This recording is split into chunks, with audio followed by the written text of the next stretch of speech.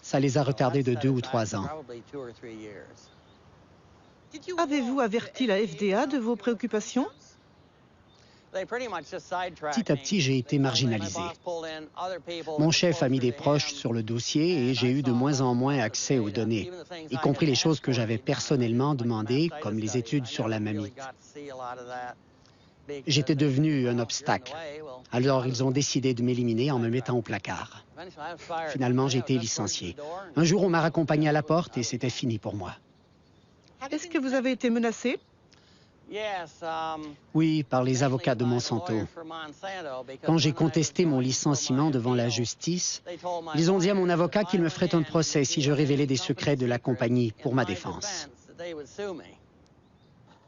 Finalement, la FDA sera condamnée à réintégrer le vétérinaire trop consciencieux qui, écœuré, finira par démissionner. Mais ce n'est pas tout. Sur Internet, on parle aussi de documents volés à la FDA et transmis au docteur Samuel Epstein, qui dirige la coalition pour la prévention du cancer.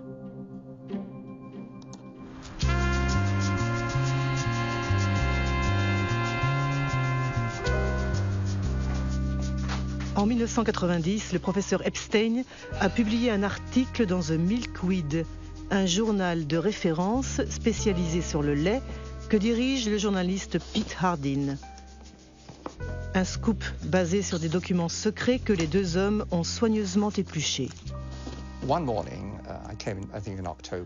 Un jour au bureau, j'ai trouvé une énorme boîte de documents envoyée de Washington par un expéditeur anonyme.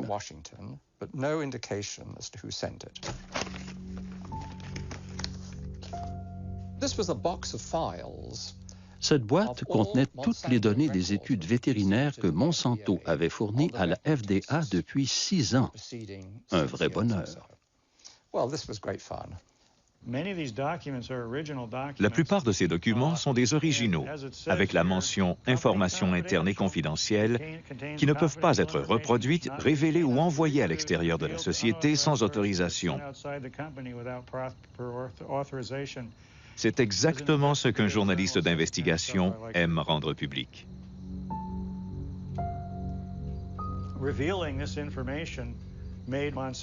La révélation de ces informations a fait enrager Monsanto et la FDA.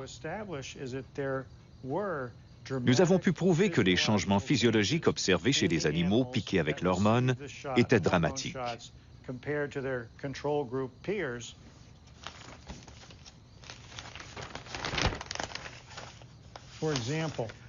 Par exemple, nous voyons que les ovaires droits des vaches qui ont reçu l'hormone synthétique sont 34% plus gros, voire 42% ou 44% selon les groupes.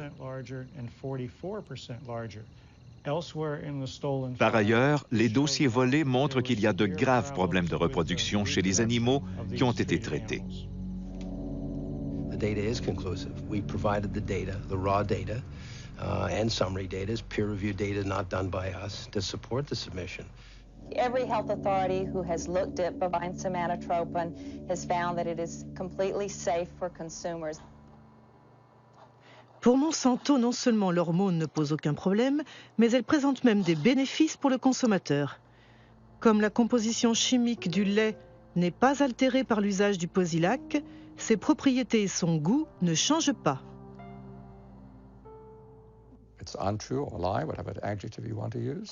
Ce n'est pas vrai, c'est un mensonge. C'est un produit très différent pour plusieurs raisons. D'abord, comme les vaches souffrent souvent de mammites, il y a du pus dans le lait.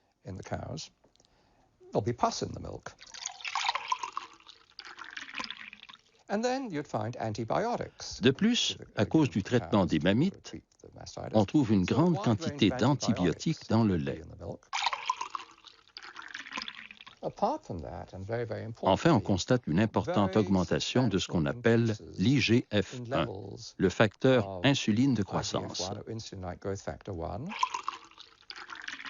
Depuis les années 1980, une soixantaine d'études ont montré qu'il y avait un lien direct entre un niveau élevé de IGF-1 et les cancers du sein, du côlon et de la prostate. Cette histoire est absolument sidérante. Y a-t-il d'autres pays qui ont autorisé la RBGH ? Apparemment, l'hormone a été interdite en Europe et au Canada. Y compris au Canada. Pourtant, l'agence Santé Canada a l'habitude de calquer ses décisions sur la FDA. RBGH, scandale à Santé Canada. Monsanto accusé de tentative de corruption. En octobre 1998, 3 scientifiques de Santé Canada ont témoigné devant une commission sénatoriale pour s'opposer à la mise sur le marché de l'hormone transgénique. L'affaire a été déclenchée par le docteur Shiv Chopra, qui est ce qu'on appelle en anglais un whistleblower, disons un lanceur d'alerte.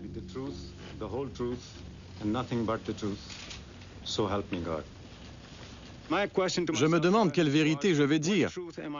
Celle que je connais ou celle que le ministère me dit de dire. Voilà mon conflit.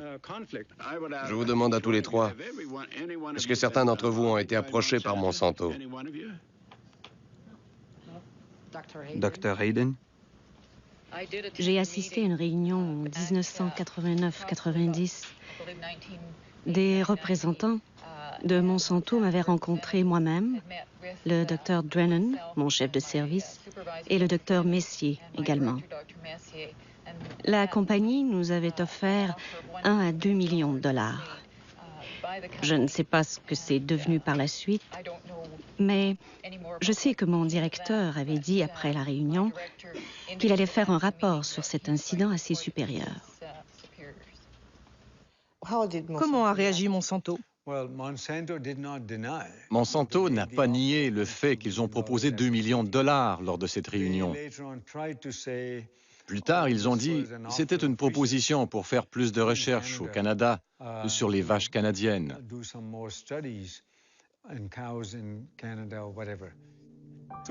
En tout cas, le résultat, c'est que l'hormone transgénique n'a pas été autorisée au Canada. À la suite des révélations canadiennes, le Parlement européen l'a banni pour toujours. Puis, tout d'un coup, Margaret Hayden, Gérard Lambert et moi, nous avons été tous les trois congédiés pour désobéissance. Vous avez été licencié?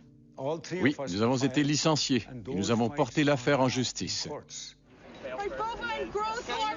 Aux États-Unis, le Congrès avait également ouvert une enquête à la demande des opposants de l'hormone transgénique.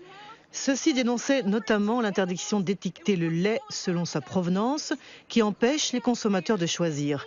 Mais curieusement, l'enquête du Congrès n'a jamais abouti. Bovine growth hormone, BGH, is a test of consumer acceptance of genetic engineering. In the garbage. In the garbage. The cow hormone drug. L'hormone de croissance bovine représente la première application de la biotechnologie à la production d'aliments et Monsanto est une multinationale très puissante qui a beaucoup de relations au sommet de l'État. Pour le gouvernement fédéral, le développement de la biotechnologie représentait un enjeu si important qu'il a préféré ignorer ces questions, disons subalternes, que sont la santé des vaches ou des consommateurs. La raison pour laquelle la FDA a autorisé la mise sur le marché de la RBGH, c'est que beaucoup d'anciens salariés de Monsanto occupaient des postes clés à la FDA. Ils ont rejoint l'agence pour faire homologuer le produit. C'est ce qu'on appelle les portes tournantes, avec un effet de double hélice. Les portes tournantes. Oui, les portes tournantes. Il n'y a pas qu'en agriculture qu'il y a des portes tournantes. C'est dans beaucoup de secteurs. Donald Rumsfeld était le PDG de Searle, qui était une filiale de Monsanto. L'ambassadeur américain du commerce extérieur, Mickey Cantor, a fini au conseil d'administration de Monsanto. Clarence Thomas, juge à la Cour suprême, a travaillé pour Monsanto. Monsanto Revolving Doors, en français, les chaises musicales, état des lieux non exhaustif en 1999. Linda Fisher passe de l'EPA à l'Agence de protection de l'environnement à Monsanto, Michael Friedman de la FDA à Monsanto, Marcia Hale et Josh King de la Maison-Blanche à Monsanto, Margaret Miller de Monsanto à la FDA, William Rackelshaus de l'EPA à Monsanto, sans oublier Michael Taylor qui a fait plusieurs fois l'aller-retour. Once your mission carried out by the FDA, you became Monsanto's vice president for public policy. Right. There is no conflict of interest for you. No, and again, the rules are the rules, and I played within the rules. I think in terms of public acceptance, it's been one blunder after another. If you're trying to have a strategy for having the public understand and accept the new technology, having the first application of it be related to milk, which we already have more than we need, it created, it helped create a climate of suspicion. I think the idea that companies are not required in every case of a GMO to submit the product to FDA, such as is required in Europe, I think that from a public confidence, public acceptance standpoint, that's not a sufficient system. I personally have said that Congress should change the law. Congress should create a mandatory notification system that ensures that every product is looked at by FDA and that FDA makes a safety judgment about every product. Voilà ce qu'on appelle un aveu fort intéressant. Apparemment, Michael Taylor semble regretter la réglementation qu'il a signée en 1992. Qu'en pensaient les scientifiques de la FDA? Y avait-il un consensus sur la réglementation des OGM?